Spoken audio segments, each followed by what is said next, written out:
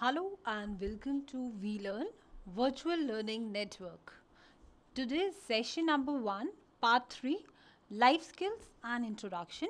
In this, we are going to cover behavior change through life skills, coping with emotions and stress, and life skill education. So, first of all, we'll discuss about behavior change through life skills. Part 2 में मैंने आपको बताया कि different skills हम अपने अंदर कैसे inculcate कर सकते हैं, negotiating skills, interpersonal skills, creative thinking, critical thinking, decision making, इन सब के बारे में हमने डिस्कस किया. Now how can we change our behaviour through life skills. हमें कैसे चेंज, क्या क्या चेंज आ जाएगा according to you. I think आपको ये क्लियर हो गया होगा कि अब तक ये सब चीज़ें अगर हमारे अंदर, ये सब ट्रेट्स हमारे अंदर आ जाते हैं तो we can develop a different approach towards life. Behavioural approach हमारी डिफरेंट हो जाएगी. इग्नोरेंस इग्नोरेंस जो था वो हमारा हट जाएगा. अवेयरनेस, जैसा कि मैंने आपको बताया कि सबसे पहले पर्सनालिटी को डेवलप करने के लिए अवेयरनेस बहुत ज़रूरी है. So for we'll self aware all self with our characteristics, जो भी हमारे पर्सनालिटी ट्रेड्स हैं उनके लिए हम अपने आप को अवेयर कर लेंगे. इग्नोरेंस जो है वो हट जाएगा और वी बिकम सेल्फ अवेयर. खुद की मोटिवेशंस, खुद की रिस्पॉन्सिबिलिटीज़, खुद के गोल्स, उनके बारे में हम जान लेंगे. खुद के threats, strength, opportunities and threats, weaknesses, इन सब के बारे में हम अपने जब जान लेंगे तो हम सही दिशा में, सही गोल की तरफ चलेंगे. और जब हम अपने गोल को पहचानेंगे तभी हम डिफरेंट क्रिटिकल थिंकिंग और क्रिएटिव थिंकिंग अपना पाएंगे. और जब हमारे पास डिफरेंट ऑप्शंस अवेलेबल होंगे तभी हम करेक्ट डिसीजन, रिस्पॉन्सिबल डिसीजन ले पाएंगे. So these are different behaviour change. ये सब चीज़ों पे हमारा बहुत चेंज आ जाता है. इग्नोरेंस, अवेयरनेस, कंसर्न, हमारे कंसर्न्स बदल जाते हैं कि जहाँ हम पहले छोटी छोटी चीज़ों को लेकर कंसर्न थे वहीं अब हम केयरिंग हो गए हैं, दूसरों को अंडरस्टैंड करते हैं, एक्सेप्ट करते हैं उनकी चीज़ों को. गोल सेटिंग्स और कैसे हम टीम वर्क को लेकर, इंटरपर्सनल स्किल्स को लेकर कितने जागरूक हो गए हैं. नॉलेज बढ़ जाती है हमारी, मोटिवेशंस हो जाती हैं क्योंकि हम अपने गोल की तरफ और ज़्यादा मोटिवेटेड हो जाते हैं. रेडीनेस आ जाता है चेंज में कि हम रेडी हैं टू अडॉप्ट दैट चेंज, क्योंकि डिफरेंट सिचुएशंस के अकॉर्डिंगली जब आप खुद को एडजस्ट करना सीख लेते हैं, खुद को अडाप्ट करना सीख लेते हैं, तो वही लाइफ स्किल है. तो ये बिहेवियर चेंज आप ऑटोमेटिकली अपने अंदर महसूस करेंगे कि if you learn these life skills तो बिहेवियर चेंज ऑटोमेटिकली आना शुरू हो जाएगा. You there is readiness to change. खुद को आप अडाप्ट करने लगते हैं, खुद को सिचुएशंस के अकॉर्डिंगली एडजस्ट करने लगते हैं. तो there is readiness and willingness to change. आप विलिंग हैं, इनफैक्ट आप चाहते हैं कि मेरे अंदर ये चेंज आए. जो इग्नोरेंस है वो आप छोड़कर एक अवेयर लाइफ जीना चाहते हैं ताकि आप जान पाएँ अपने आप को और बेहतर तरीके से. और क्या आपकी वीकनेसेस हैं, how can you convert them in a positive way, और कैसे आप उन्हें एक स्ट्रेंथ में अपनी कन्वर्ट कर सकते हैं. क्योंकि पर्सनालिटी जो है वो includes both physical and psychological aspect of individual. तो आप ये समझ जाते हैं कि किस तरीके से पर्सनालिटी हमारी एक स्टेबल रह पाएगी. पर्सनालिटी वही होती है जिसे, जो हम जिस तरीके से कंसिस्टेंट बिहेवियर करते हैं cross time and situations over a long time. तो हम ये सीख जाते हैं कि किस तरीके से अपनी पर्सनालिटी को और ज़्यादा हम विलिंग हो जाते हैं इनफैक्ट कि किस तरीके से हम अपनी पर्सनालिटी को और ज़्यादा बेहतर बना सकते हैं, एक वेल डेवलप पर्सनालिटी बना सकते हैं. क्योंकि हम अपने ऊपर एनालिसिस कर लेते हैं. सेल्फ एनालिसिस करना बहुत ज़रूरी है, खुद के बारे में जानना बहुत ज़रूरी है. क्योंकि it all this adds to our social competence. Well develop personality की बात करते हुए हम ये कह सकते हैं कि हम एक्सेप्ट करते हैं जब चीज़ों को कि ये गलती है. अगर हम लाइफ स्किल नहीं जानते हैं तो हम हमेशा ये कहेंगे कि सामने वाले की गलती है. इस तरीके की चीज़ें जब हम करते हैं तो इंटरपर्सनल रिलेशंस हमारे ख़राब होते हैं, हम कॉन्फ्लिक्ट्स को ठीक तरीके से रिजॉल्व नहीं कर पाते. तो हैबिट, लाइफस्टाइल, सब चीज़ों में इन सब चीज़ हमारे लाइफ स्किल्स लर्न जब हम करते हैं तो इन सब चीज़ों पे हमारा चेंज आता है. टोटल बिहेवियर हमारा चेंज होता है इन सब एस्पेक्ट्स में. Secret to change actually lies in awareness. हम बात कर रहे हैं कि इन सब चीज़ों में चेंज आ जाएगा, बिहेवियर में चेंज आ जाएगा इन सब चीज़ों में. इन सब एस्पेक्ट्स में चेंज आ जाएगा. बट हम बात करें तो secret to change lies in awareness. Of course, it holds true in the case of personality. Awareness of one's personality characteristics, strength, weakness, potential, interest, values, and perspectives is the first and foremost step of effective personality change. It is not so easy. जितना लग रहा है बताने में उतना easy नहीं है. It's an arduous task and requires consistent and continuous efforts. इसके लिए बहुत मेहनत करनी पड़ती है. एक आर्डियस टास्क है and it requires consistent and continuous efforts to bring this change. Behaviour change में आप देख सकते हैं इतने सारे एस्पेक्ट्स हैं, but it's not that easy कि हम एक ही बारी में ये सब चीज़ें अपने अंदर चेंज ले आएंगे. It's really an artist task and requires very consistent and continuous efforts in this regard. One can take the help of experts also and administer various kinds of life skill methods. तो इस तरीके से आप अपने आप को एक it is the person who knows the best about himself.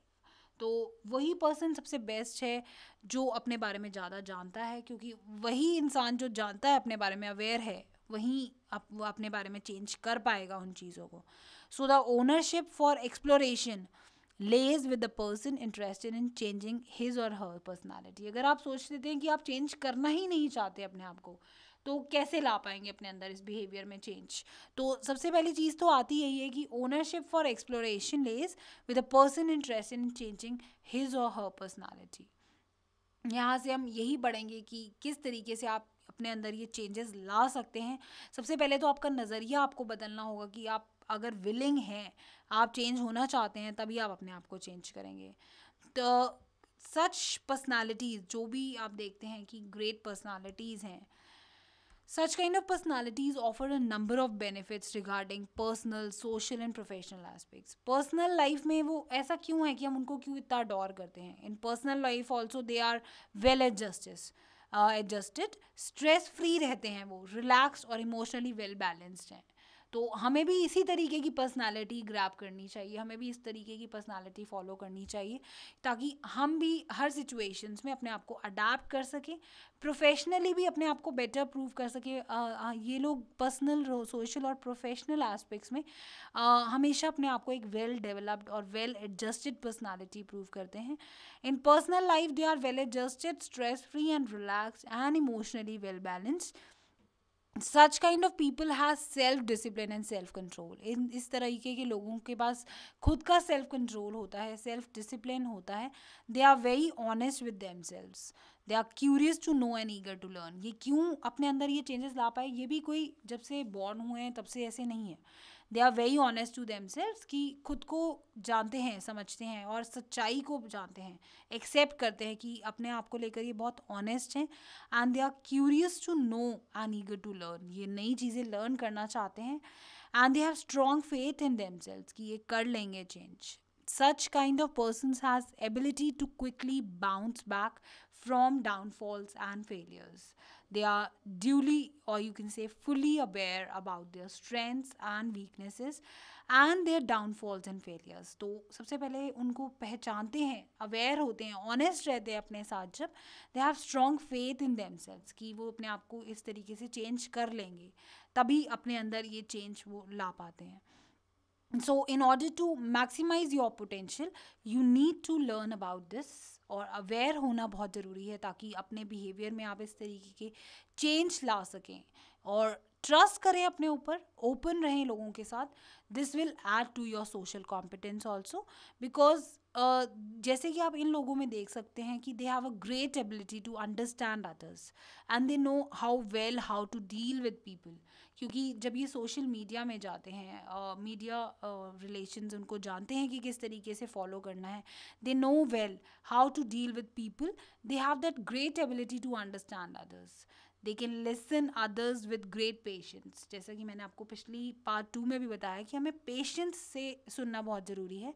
Aggressive होना हर चीज़ में, एरोगेंट होना ज़रूरी नहीं है कि किस तरीके से हम कॉन्फ्लिक्ट्स को सॉल्व करते हैं. We need to effectively communicate thoughts and feelings to others. And these people you can also see from them कि किस तरीके से effectively communicate करते हैं अपने thoughts and feelings, और दूसरों की बात किस तरीके से great patience से सुनते भी हैं.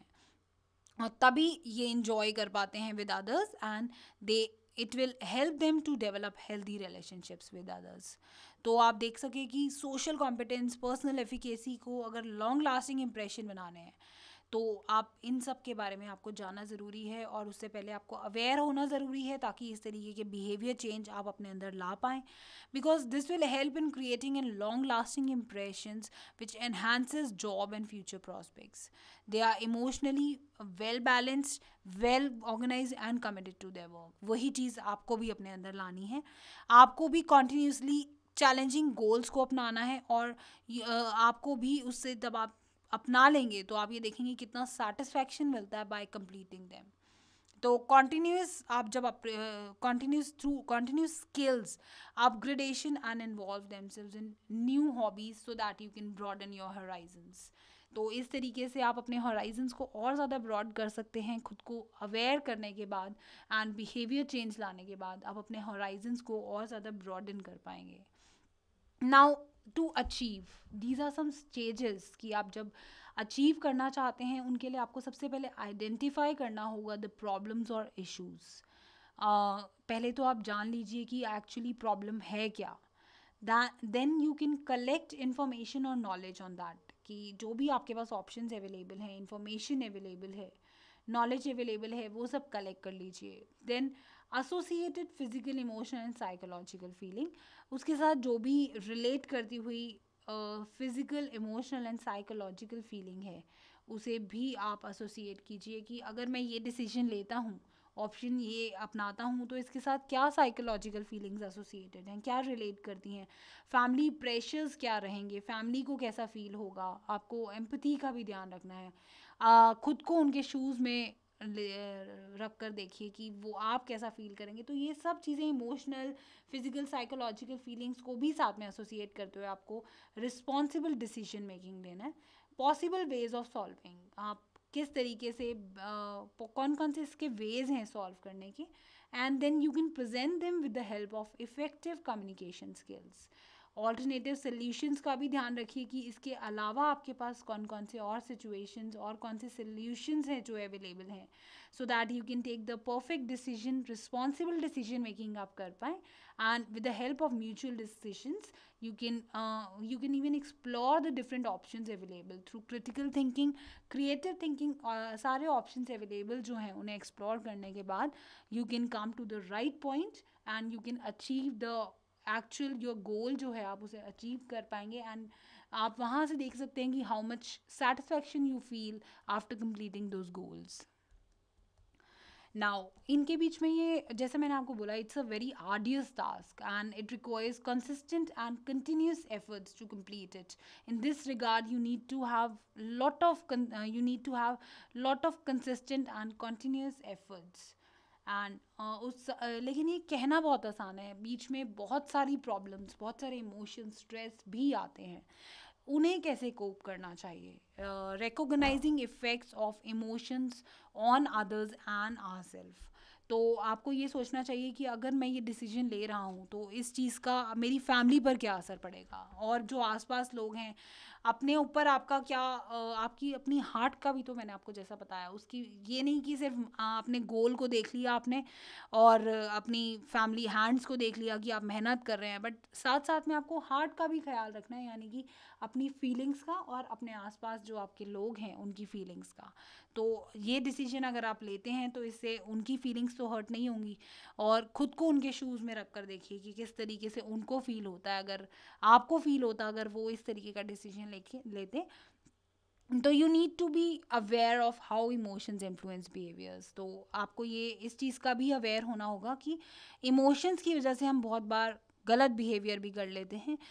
इन सब चीज़ों को ये सोचना होगा कि सही इमोशंस जो हैं आपको कैसे उनको कोप अप करना है उन इमोशंस के साथ, ताकि आपके बिहेवियर पर उस चीज़ का इन्फ्लुएंस ना आए। ऐसा ना हो, आपको ये सोचना ज़रूरी है कि इससे कहीं किसी को हर्ट ना हो या गलत डिसीजन ना ले लूँ ताकि उनकी फीलिंग्स या उनके इमोशंस को ना कुछ प्रॉब्लम हो। साथ साथ में आपको इस चीज़ का भी ध्यान रखना है कि कहीं आप ही किसी चीज़ सिचुएशन में गलत डिसीजन ना ले लें, क्योंकि आप बहुत ज़्यादा इमोशनल हो गए। तो आपको एक बैलेंस बना के चलना है अपने नॉलेज, स्किल्स, एटीट्यूड्स को लेकर, अपने इमोशंस को लेकर आपको एक बैलेंस बनाकर चलना है। you learn how to respond to emotions appropriately. आपको ये learn करना होगा कि आप किस तरीके से emotions को appropriately learn कर सकते हैं, respond कर सकते हैं. You need to learn that कि आप अगर आप बहुत ज़्यादा गुस्से में आ गए हैं उस समय, और ये नहीं कि आप उस समय कॉन्फ्लिक्ट को रिजॉल्व करने की बजाय आप बहुत ज़्यादा तेज गुस्सा कर रहे हैं, रूड बिहेवियर शो कर रहे हैं. नो, आपको लर्न करना होगा कि इस समय में मुझे किस तरीके का बिहेवियर फॉलो करना चाहिए ताकि मैं एमिकेबली इस तरीके के कॉन्फ्लिक्ट को सॉल्व कर सकूँ. So you need to learn and you must have that ability to how to respond that to the emotions appropriately. How to cope with stress. Stress के साथ आप कैसे कोप अप कर सकते हैं. You need to recognise sources of stress in your life. सबसे पहले तो ये पहचानना, एसेस करना बहुत ज़रूरी है कि डिफरेंट ऑप्शंस क्या हैं. वो आप क्रिटिकल थिंकिंग और क्रिएटिव थिंकिंग के थ्रू ही कर पाएंगे. पहले तो आप पहचानिए कि क्या ऐसे प्रॉब्लम्स हैं, क्या ऐसी सोर्सेज हैं जिनकी वजह से एक्चुअली आपको स्ट्रेस हो रहा है. Personal problem, psychological problem, social competence, क्या क्या ऐसी चीज़ें थी जिनकी वजह से आपको ऐसा स्ट्रेस हो रहा है. तो वो पहचानने के बाद ही आप उनका सही एक्चुअल रिजल्ट निकाल पाएंगे. तो first step is recognising sources of stress in our life. Next, recognising how these affect us. फिर आप ये पहचानेंगे कि इनकी वजह से आपको क्या अफेक्ट हो रहा है.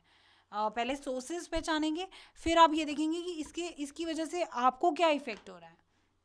Then you identify ways that help to control our levels of stress. और फिर आप इनके वेज निकालेंगे, डिफरेंट ऑप्शंस निकालेंगे कि जिस तरीके से आप इन्हें कंट्रोल कर सकते हैं और किस तरीके से आपको हेल्प मिलेगी इनको कंट्रोल करने में. ये जो सोर्सेज थे स्ट्रेस के, उनको आप मैक्सिमम कितना कम कर सकते हैं, मिनिमाइज कर सकते हैं या रोक सकते हैं, वो वेज पहचानिए. उन क्रिएटिव थिंकिंग के थ्रू उनको असेस कीजिए कि क्या ऐसे वेज हो सकते हैं जिनके कि आप कंट्रोल कर सकते हैं लेवल ऑफ स्ट्रेस.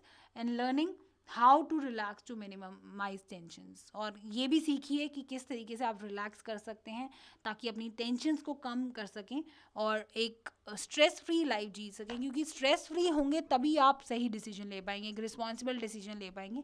नहीं तो हम कभी भी क्रिएटिव थिंकिंग भी इन्वॉल्व नहीं कर पाएंगे. और क्रिएटिव थिंकिंग नहीं कर पाते हैं तो ऑटोमेटिकली वहाँ से हम सही डिसीजन नहीं ले पाएंगे. तो आप जितनी भी ग्रेट पर्सनालिटीज़ देखते हैं उन्हें ये मालूम होता है, वो एक बहुत ही ऑनेस्ट भी होते हैं and they are very self discipline and self control. तो वहाँ आपको ये सीखना बहुत ज़रूरी है कि आप सेल्फ कंट्रोल्ड हों. क्योंकि जो आगे बढ़ना चाहते हैं और जिनको ईगर है लर्न करने का, तो सबसे पहली चीज़ यही आती है कि you need to be self control. और वहाँ आपको ये जानना बहुत ज़रूरी है कि अपने डाउनफॉल्स और फेलियर्स का जो कारण है, अगर मान लीजिए आप बहुत अच्छा वर्क परफॉर्मेंस भी दे रहे हैं लेकिन स्ट्रेस कोप अप नहीं कर पाते जिसकी वजह से बहुत गुस्से में या इरिटेटेड रहते हैं, और ये गुस्सा आप अपने एम्प्लॉयज़ पर या आसपास के लोगों पर उतारते हैं जिस वजह से आपका पूरा वर्क इफ़ेक्ट हो जाएगा. और यहीं से आपके जो वैल्यूज़ हैं लाइफ के, फ्यूचर के और करियर के प्रॉस्पेक्ट्स हैं, वो बहुत मिनिमाइज हो जाएंगे. इनफैक्ट आप शायद अपग्रेड पोजीशन पे कभी आ ही नहीं पाएंगे.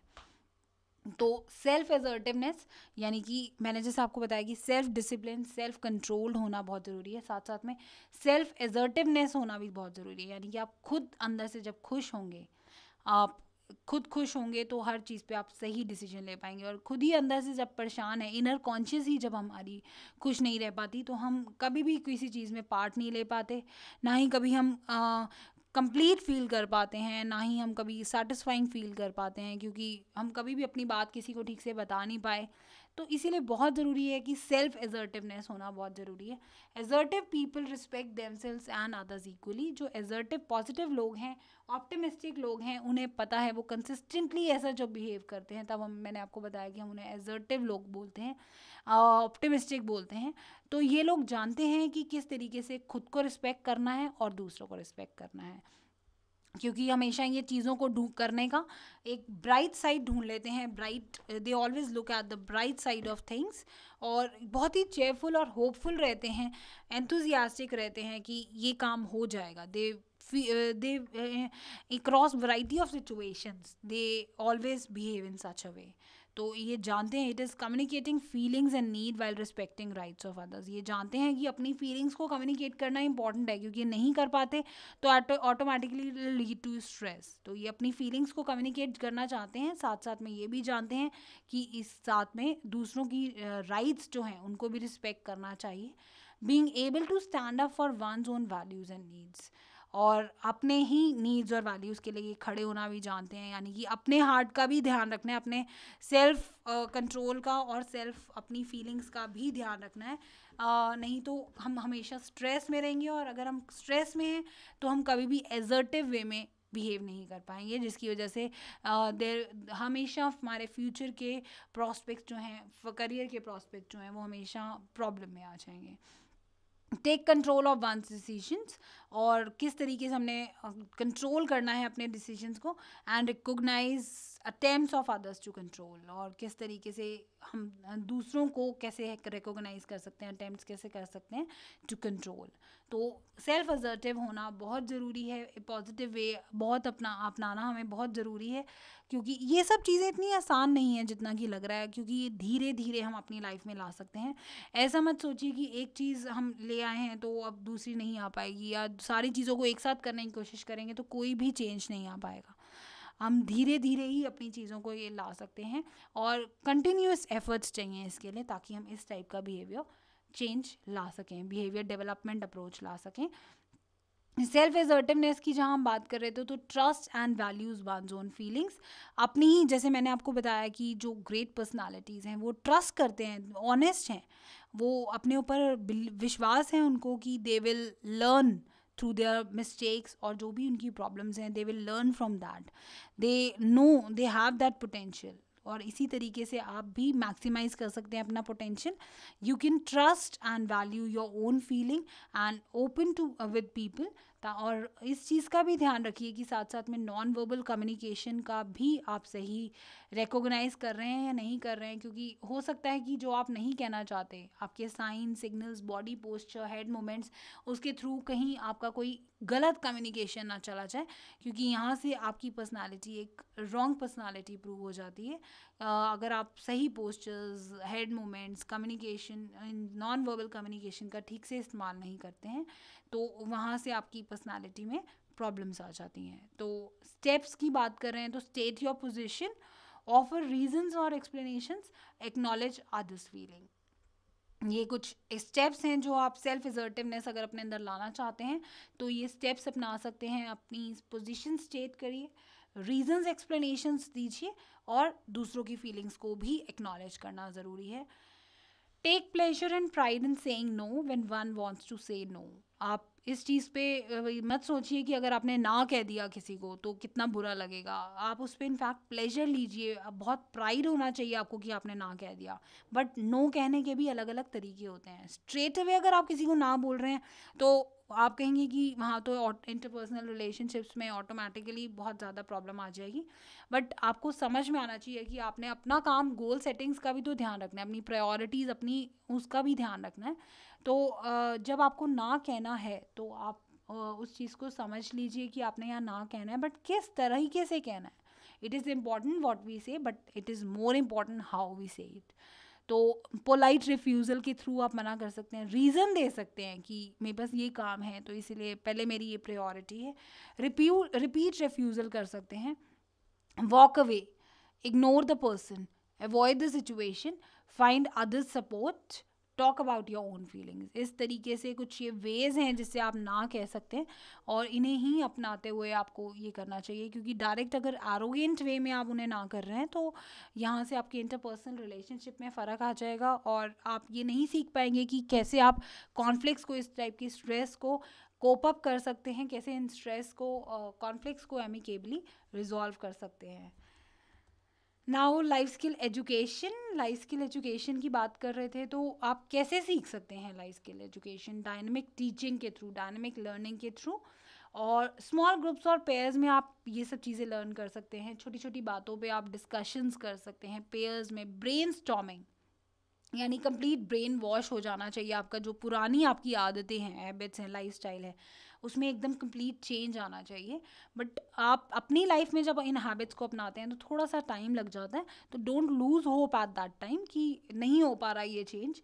बिहेवियर चेंज ऑटोमेटिकली, जब आपका नज़रिया बदलेगा, मोटिवेशन होगा, तो ऑटोमेटिकली आप वो नज़रिया अपनाएंगे और वो लाइफ स्किल्स की जो हैबिट्स हैं, लाइफस्टाइल है, वो आप धीरे धीरे अपनी लाइफ में इनकलकेट करना शुरू कर देंगे। एक्सपीरियंशियल लर्निंग, एक्सपीरियंस के थ्रू याद देखिए कि क्या क्या क्या चीज़ें आपको और लानी चाहिए लाइफ में, क्या स्ट्रेंथ्स हैं, क्या वीकनेसेस हैं जिन्हें आप डाउनफॉल्स और फेलियर्स के थ्रू आप क्विकली रीबाउंस कर सकते हैं, अपने आप को बाउंस बैक कर सकते हैं अपने डाउनफॉल और फेलियर से।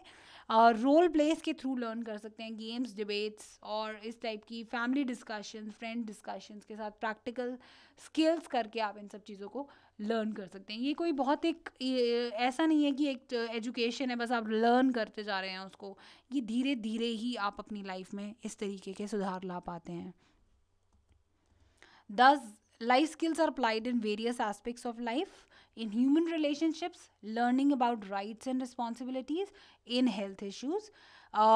आप कहाँ कहाँ पे अप्लाई कर सकते हैं हमारे डिफरेंट एस्पेक्ट्स। कोई एक पर्टिकुलर सिचुएशन नहीं है या कोई एस्पेक्ट नहीं है, कोई स्टेज नहीं है जहाँ पे आप लाइफ स्किल को अप्लाई कर सकते हैं।